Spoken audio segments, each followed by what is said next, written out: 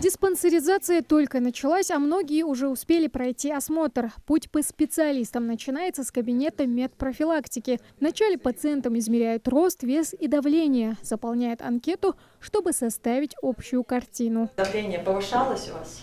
Нет. Болезнь сердца, стенокардия, что-нибудь беспокоит вас? Да. Руслан Евлоев на профосмотрах гость постоянный. Водитель скорой диспансеризацию проходит каждый год, чтобы всегда быть в строю и приходить на подмогу больным.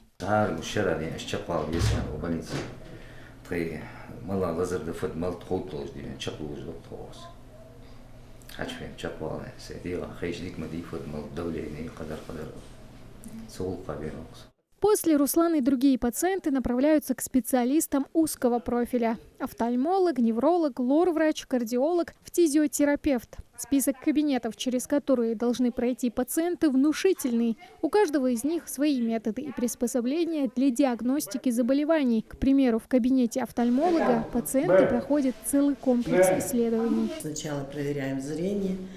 Если зрение слабое, ставим вот на этот аппарат, проверяем, что ему нужно.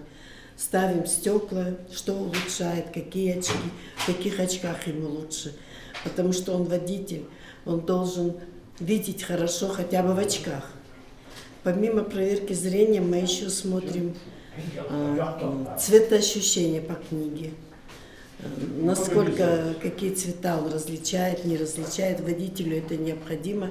Диспансеризация – обязательная процедура для всех, кому не безразлично собственное здоровье. При этом совершенно бесплатная. В возрасте от 18 до 39 лет она положена раз в 3 года. А уже после 40 ее желательно проходить ежегодно. Для того, чтобы сдать анализы и пройти обследование, не обязательно иметь какие-либо жалобы. Кроме того, у перенесших ковид есть возможность пройти углубленную диспансеризацию. К примеру, за один день в Сунжинской поликлинике обследовались порядка 20 человек. Наши пациенты могут пройти диспансеризацию в любое время. То есть, если, допустим, это какая-то организация, то мы определенно назначаем какой-то день. А если это наше прикрепленное население, то они, участковые доктора их приглашают, и когда им удобно для них время, они приходят и проходят обследование. Все лица, которые перенесли коронавирусную инфекцию, особенно те, кто перенес ее в тяжелой и средне-тяжелой форме, они должны пройти углубленную диспансеризацию